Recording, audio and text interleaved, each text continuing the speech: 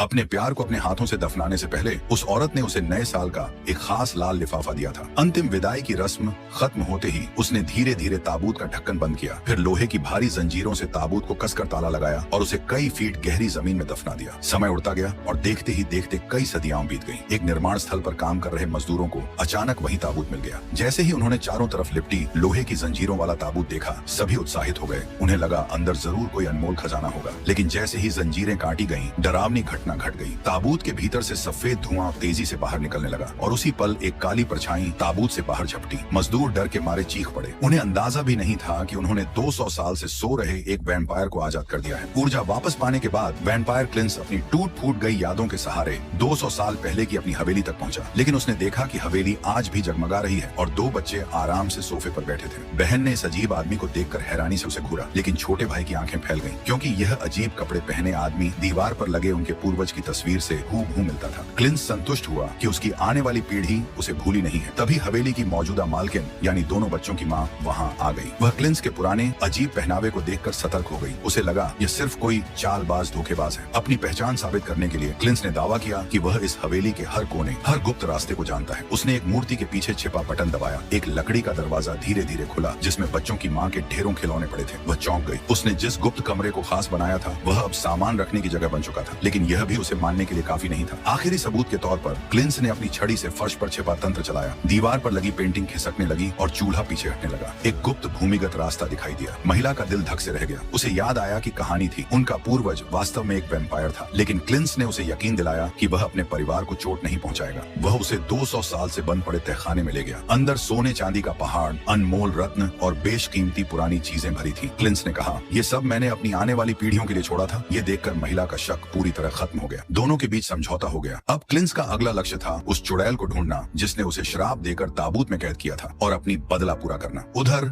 निर्माण स्थल की खबर आग की तरह फैल गई। घटना स्थल पर पुलिस और पत्रकारों के बीच एक गंभीर चेहरे वाली औरत खड़ी थी। वह थी एंजी, वही चुड़ैल जिसने 200 साल पहले क्लिंस को शाप दिया था। जैसे ही उसे पता चला कि क्लिंस की मुहर टूट चुकी है, वह तुरंत क्लिंस की हवेली पहुंच गई। बटलर ने उसे रोकने की कोशिश की, लेकिन वह अपनी जादुई शक्ति के सहारे सीधी अंदर घुस गई। क्लिंस ने उसे देखते ही समझ लिया, ये औरत यहाँ अच्छे इरादों से नहीं आई है।